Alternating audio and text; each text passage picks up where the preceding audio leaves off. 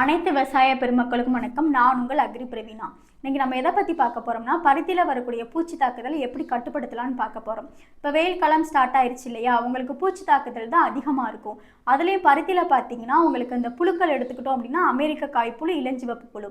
இதே வந்துட்டு அந்த சாரூஞ்சிர பூச்சி எடுத்துக்கிட்டோம் அப்படின்னா இலைப்பேனு, அஸ்வினி, மாவு பூச்சி, அதை விட்டால் உங்களுக்கு வெள்ளையி. இதுதான் உங்களுக்கு பெரும் பாதிப்பை ஏற்படுத்தும். இந்த அமெரிக்க காய்ப்புழுவும் இளஞ்சிவப்பு புழுவும் என்ன பண்ணுன்னு பார்த்தீங்க அப்படின்னா, காய்களில் துளையிட்டு உள்ளே இருக்க பகுதிகளை சாப்பிட்றதுனால நம்மளுக்கு பூக்களும் சரி காய்களும் சரி சேதமடையும். இப்போ காய்களை சேதப்படுத்துறதுனால நம்மளுக்கு அந்த பஞ்சோட தரமே குறைஞ்சிரும். இதே மாவு பூச்சி என்ன பண்ணுன்னு பார்த்தீங்க அப்படின்னா, காயிலையும் சரி அந்த இலைகள்லையும் சரி ஒரு பஞ்சு போன்ற ஒரு படலத்தை ஏற்படுத்தி சாறு உரியும். இதெல்லாம் மகசூலுமே பாதிக்கப்படும். இந்த இலைப்பேனும் அஸ்வினி என்ன பண்ணுன்னு பார்த்தீங்க அப்படின்னா, இலைக்கு அடியில் உட்காந்து சாரை உரியினால இலைகள்லாம் வந்துட்டு சுருண்டு போய் காணப்படும். இலைகள் நார்மலாக இருந்தால் தான் ஒளிச்சேர்க்கை நடக்கும், நம்மளுக்கு வந்துட்டு உணவு உற்பத்தி நடந்து மகசூலுமே அதிகரிக்கும். இலைகள் பாதித்தாலே நம்மளுக்கு மகசூலுமே பாதிப்படைஞ்சிரும். அடுத்து பார்த்திங்கன்னா வெள்ளையி. இந்த வெள்ளையி என்ன பண்ணும் அப்படின்னா, இலைக்கு அடியில் உட்காந்து சாரை உரியினால நம்மளுக்கு இலைகள்லாம் வந்துட்டு பாதிப்படையும். அது மட்டும் இல்லாமல் இது தேன் போன்ற திரவத்தை சுடுக்கிறதுனால சூட்டி மோல்டுன்னு சொல்லக்கூடிய ஒரு கரும்பூஞ்சான படலத்தையுமே ஏற்படுத்துது.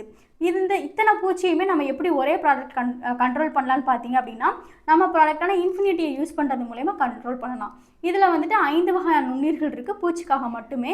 வெட்டாரைசியம் anisopliae, Beauveria bassiana, Verticillium lecanii, Verticillium chlamydosporium, Nomuraea ரிலேன்னு சொல்லிட்டு 5 வகை நுண்ணீர்கள் இருக்குது. உங்களுக்கு வந்துட்டு அந்த பருத்தியில் வரக்கூடிய புழுக்களாக இருக்கட்டும், சாரூஞ்சிர பூச்சியாக இருக்கட்டும், வண்டாக இருக்கட்டும், நூற்புழு எல்லாத்தையுமே கண்ட்ரோல் பண்ணி கொடுத்துரும். இதே பார்த்தீங்கன்னா ஃபெர்டிலிட்டின்னு சொல்லுவோம். இது வளர்ச்சிக்காக. இந்த பூச்சிகள் பாதிப்பு வந்துச்சு அப்படின்னாலே அந்த இடத்துல நம்மளுக்கு வளர்ச்சி இருக்காது.